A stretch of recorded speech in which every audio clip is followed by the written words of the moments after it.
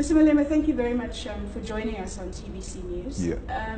We're going to talk a little bit about the charges you're facing for contravening the Rights Assemblies Act.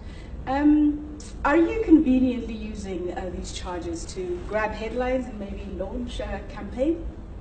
Well, I have not decided to go to court, and therefore I will not have used the charges to grab the headline, because I didn't charge myself. So those who charged me designed headlines and organized rallies for the EFF, and then they themselves have now put the land issue firmly on the tables of South Africans to now start debating what is the real issue. Why is this guy being charged? Is what is raising wrong? And can we look into that? So it helped to actually put on the spotlight the issue of the land, and we're happy as the EFF that once more the land question is receiving an attention. Because, of course, land expropriation without compensation is one of the 7 pillars of the economic freedom fighters. How do you envision this happening without violence in a country like ours? Well, it can be done through the amendment of the Constitution and passing of legislation which gives the state the power to expropriate all South African land. The state becomes a custodian of the land and then reallocate it to South Africans. The state can pass a policy which determines if people can own a hectare or 2 hectares, whatever the square meters. Once that policy is determined, the state in an orderly fashion then start allocating the land back to the people. And the state will also outline the purpose of that land, whether it is agricultural land, whether it is a mining land, whether it is for settlement. It must be done in a manner that is not disastrous. It must be done in an orderly manner. It must be done in a manner that it doesn't benefit only the politically connected. We don't want the Zimbabwean situation where people just go and occupy the land without a systematic program that outlines which land is going to be occupied for what purpose. We want it to be done in a manner that it will not scare investors. We want it done in a manner that everybody else will be involved and say, this is what we think will be a workable, a solution. So in Zim, if you are not ZANU-PF, you don't get a piece of land. If you are not politically connected, you don't get a farm. And that's wrong. We don't want that. We like the idea of the land being taken by indigenous people, but we don't want the idea that suggests that the land must be given to the politically connected. It must be done in an haphazard way without an organized way, of doing it. We can do it much better as South Africans. And yet it doesn't seem by some of your utterances that there is that kind of a rational thought behind it. I'm talking about you saying we're not calling for the white people, the slaughter of white people for now. It does seem as though you're advocating a Zimbabwe in South Africa. Well, we are advocating for the immediate land occupation now because the government is reluctant to come up with that systematic policy and program towards returning the land into the hands of rightful owners. It can be done in a very orderly manner. But if there is an absence of orderly manner, you're leaving us with no option but to go the Zimbabwean route. And you want to avoid the Zimbabwean route, put proposal on legislation that will do it in an orderly manner. I've never called for the slaughtering of white people, and I will never do that. I said there's no call for the slaughtering of white people for now, because I can't talk the future. I'm not a prophet. Anyone who suggests that I must guarantee the future, I want. The ANC leadership, when they formed the ANC in 1912, they never envisaged that the ANC will take up arms in 1960. The response was violence. The reluctance to return the land, the reluctance to give our people freedom, led to those unforeseen circumstances. And unlike the Deputy Chief Justice, Musenege, who says there's going to be an uprising, I don't know. And when he says there's going to be an uprising. He's being polite because uprising is violence. He says there's going to be violence. Violence against who? By who? Violence against the owners of the land, by those who do not own the land. Who owns the land? It's white people.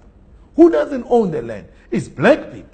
So black people are going to engage in a violence against white people. That's what Seneke is saying, and I'm not saying that. No one takes him to task. Because you need to ask those questions. Uprising by who against who? Will the EFF be leading that uprising for that? We don't know if there's going to be an uprising. But what we know is that if we don't address the land question, there's going to be undesirable situation which can be avoided now. Why is it avoided now? It's because our people are giving ourselves time. They say, no, the EFF is talking about it. Maybe there will be something. Let's give them an opportunity to resolve it, since EFF is now in parliament and the government and the ruling class are not prepared to listen to the superior logic that the EFF is presenting. So we're going to have a problem. And whether you're taking me to court for that, I really don't care. The white people are not scared.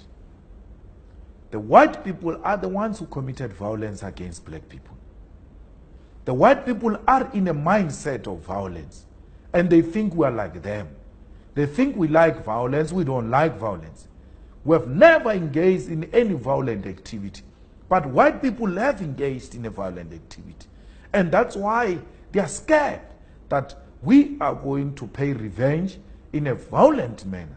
So then they show us, artificial, pretentious tears that they are scared. They are not. They are refusing to surrender the land, and their state of mind, because they are always resolving things through violence, they think that is the only way we are going to opt for. So we're not there. We said, and we kept on saying, let the land be returned to the people of South Africa. Let the land peacefully be restored into the hands of the rightful owners. South Africa belongs to all who live in it, black and white. In all these utterances, I never said white people are going to be driven to the sea. I've always reassured them. But why are they worried about Malema? They're worried about Malema in the EFF because we're going to tamper with white privilege. The ownership of land in South Africa is a reserve for white people. And once you tamper with it, you are tampering with white privilege. And no one dares touches white privilege. That's what they are worried about. They are not worried about any slaughter. They know it's not going to happen. They are worried that if this policy finds its way through, then our privilege is gone. They are worried about whiteness, because whiteness is ownership of strategic means of production in the economy. That's what makes them white. We ought to own the land. We ought to own the minerals of this country. We ought to own everything that matters. That's what makes us white. And once that is taken away, our whiteness is gone. I'm not worried about what white people think of me. I'm worried about black people. And every time I speak to black people. I want to liberate their mindset, because they think solution is whiteness. Their mindset suggests that economy must be controlled by white people. That's why every time you speak, they say, he wants us to be like Zimbabwe. Why? Because Zimbabwe, according to them, is like that because it's not under a white man's rule. So the mindset that says whiteness is a solution to our problem is the most dangerous mindset, and that's what I seek to change. I will never compromise. I will never compromise on our people taking their land back. If it means prison, let it be. Maybe I'm chosen to be Sibukwe of our time. So let it be. If Sibukwe could be jailed, if Sibukwe could be treated the way he was treated, why are we scared to be treated the way Sibukwe was treated? We're not scared of prison, neither are we scared of death, because this is a genuine cause. When we join the struggle, we join the struggle to advance this cause. Whatever it takes, we will never compromise on the land question. That is the first cardinal pillar of the EFF. That's what makes the EFF what it is. Speaking of the EFF, do you think this party would exist without the personality of Julius Malema? That's why I've withdrawn from Parliament. If you see, I'm not that aggressive anymore in Parliament. I'm not that prominent anymore in Parliament. Why? Because we want this party to have a life of its own without a personality called Julius Malema. And I think the EFF has, within 3 years, managed to assume its own identity. If you go and say, which party in South Africa speaks about the land, the people say EFF. Why? Because it has got identity of its own. How do you have your identity of your own? You must be identified through the ideas you stand for. And that's what the EFF is. So I've reached a point where I've taken a decision to slowly take a backseat and allow the EFF to assume a life of its own without the personality Malema, but equally to allow the leadership of the EFF to start taking responsibility and handling things on their own without the guidance of the president. Because as this organization grows, leadership will have to be provided by all of us and not only the president. So political observers, if there are any, because it doesn't look like there are any political observers in South Africa, should have observed that Malema is slowly taking a back seat to allow the EFF leadership to occupy their rightful place and lead the party, as it were, here.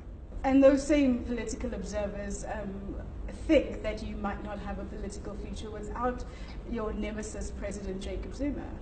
That's why I said it looks like there are no political observers, because if they are, they will know that there was Julius Malema long before President Zuma. And actually that Julius Malema helped to make Zuma the president of the ANC and South Africa.